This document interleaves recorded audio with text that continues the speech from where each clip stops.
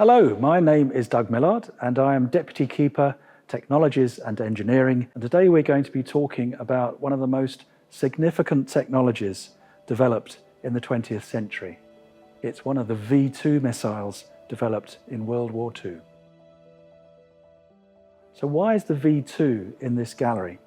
Well, it's because it revolutionized rocketry. Rockets had been around for a long time. They were developed in China centuries and centuries ago, but they used what's called black powder or gunpowder, much like fireworks. The problem with that is that they're not very energetic. So if you want to build a big rocket, you've got to have a different sort of fuel. And the V2 used liquid fuel. It revolutionized not only warfare, but also introduced the space age.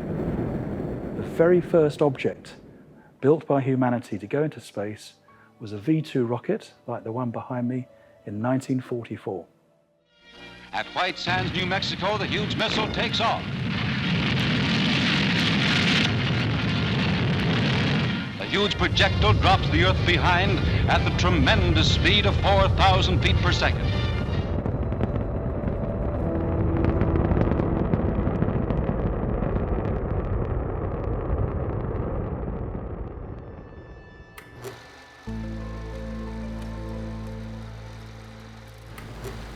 The V2 was developed during the 1930s by the German army. Now, following World War I, Germany had been prohibited from developing long-range artillery, but there was nothing to stop them developing long-range rockets. It came in stages. It followed a particular rocketry fad during the late 20s and 1930s, particularly in Germany, but there was also interest in the United States, in France, in the Soviet Union, and in the United Kingdom. The V2 name stands for Vengeance. It's Vengeance 2, Vengeance Weapon number 2. And that name was given the program by Goebbels, the Nazi propagandist. The V2 rocket was far larger than any previous rocket.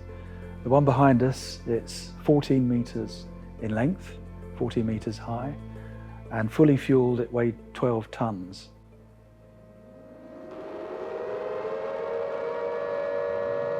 The first V2 rocket to be fired in anger was aimed at Paris in 1944. Fortunately, it didn't do any harm. No one was injured or killed. The first V2 to hit the United Kingdom was just a few days later. It came down in West London, in a place called Chiswick. The public didn't know anything about what was happening because you couldn't hear the V2 coming. So all that happened was a massive explosion. The Allied intelligence services, they heard the explosion. In fact, they heard two explosions. The first explosion was the sonic boom of the rocket as it was arriving, descending to its target. The second explosion was the detonation of the rocket. And the intelligence chiefs, they turned to each other and said, "That's the first one." However, following further intelligence reports, they pinpointed the production facilities to a place on the Baltic Sea called Peenemünde.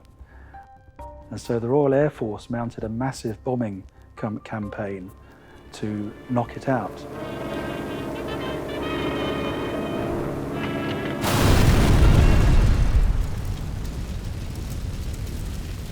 It was partially successful, but as a result of that, V2 production was moved to a new location. It was actually underneath the Harz Mountains in central Germany. It was operated by the SS and used slave labor to manufacture the rockets. And this resulted in the very grim statistic that more people were killed in the production, the manufacture of V2 rockets than were actually killed when they were deployed and operational during the war. So the V2 weapon, a formidable development of the mid-20th century. And with the development of the V2, it was quite clear that a space age was just around the corner.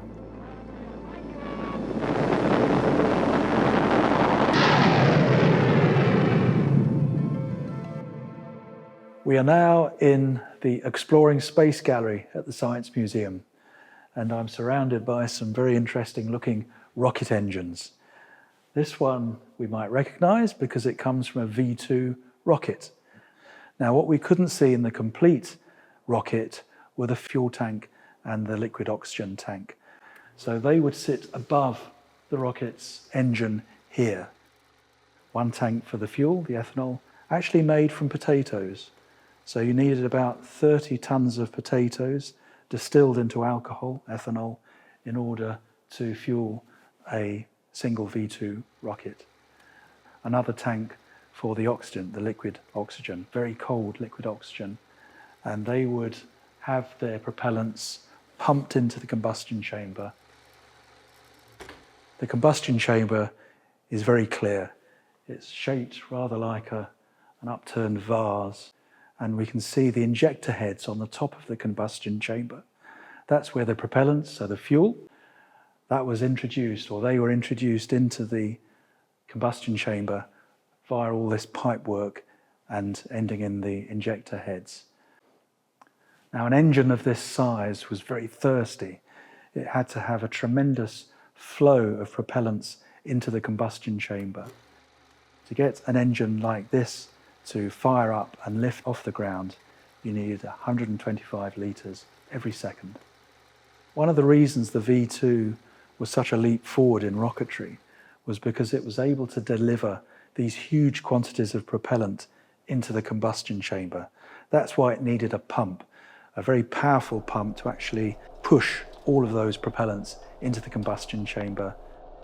The turbine of the fuel pump is driven by steam, generated by the violent reaction of hydrogen peroxide and sodium permanganate. Now, earlier rockets, the first liquid-propelled rocket was launched in 1926 in the United States by a gentleman called Robert Goddard. His rocket was far smaller, and he could just use gravity to introduce the propellants into his combustion chamber.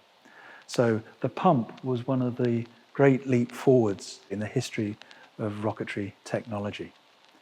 And to get that propellant mix to ignite, a sort of firework was introduced beneath the nozzle, and it spun rather like a Catherine wheel, and that ignited the fuel, the ethanol fuel, which was then fed with this very strong supply of oxygen.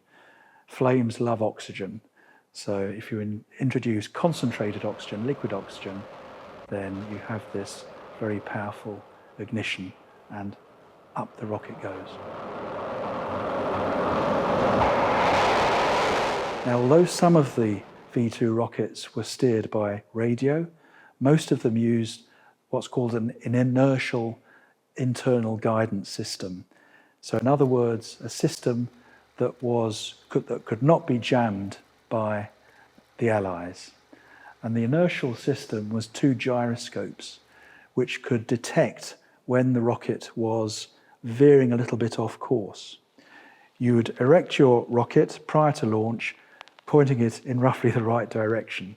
So if you were aiming for London, you would line it up so that it would take off and it would eventually fall onto London. Now, if there was any excess wind or anything like that, gusts of wind, and it veered off course, then the gyroscopes would detect that change. Remember, gyroscopes spin in space, and if there is a move of the platform they're actually situated on, they will detect that change. They send an electrical signal to some vanes on the wings of the V2 and to the rudders, which we can't see on this engine, but are actually able to deflect the exhaust and thereby correct the trajectory. A V2 engine like this was fitted, obviously, in the rocket casing itself, and we have seen with our complete V2 what it looked like. Now, that one is actually black and white. Now, there's a reason for that. That particular rocket was used or intended for use as a test launch. And black and white, the black and white pattern means that you can tell, because you'll be filming this, you can tell if the rocket is spinning. When the rockets were being used in anger, then initially they were painted in a khaki, broken up, abstract camouflage pattern. As the war proceeded, they dispensed with that and just painted the V2s an olive green. Why do we have a V2 engine, weapon of war, in the Space Gallery? Well, it's because it was the V2 which introduced the space age. The moment is at hand, the countdown reaches 0.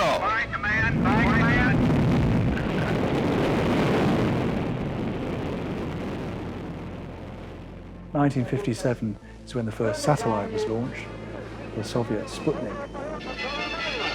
Today, a new moon is in the sky, a 23-inch metal sphere placed in orbit by a Russian rocket. But space had started with the V2 rocket.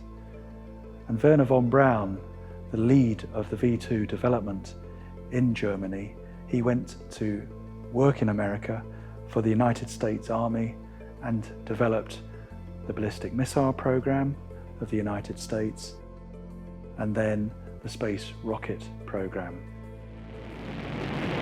Some 3 minutes later, Explorer is in orbit, broadcasting to the world its coded scientific data. This close-up of the United States edition of Sputnik was made at a press conference with leaders of the scientific teams, Dr. Wernher von Braun, Dr. James Van Allen, and Dr. William Pickering, a three-way collaboration between private industry, academic science, and the military. And he's probably best known for leading on development of the Apollo Saturn V rocket, the huge rocket, vastly more powerful than the V2, which took human beings to another world. 3, 2, 1, 0. All engine running.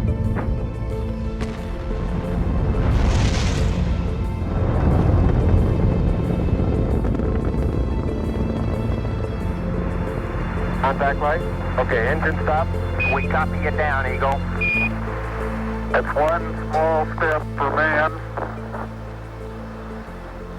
one giant leap for mankind.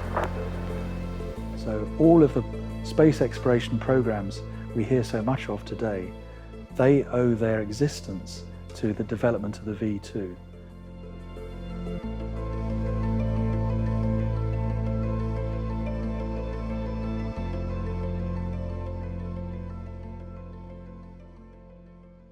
If you've enjoyed this video, then please like and subscribe, and hopefully see you again with another space project.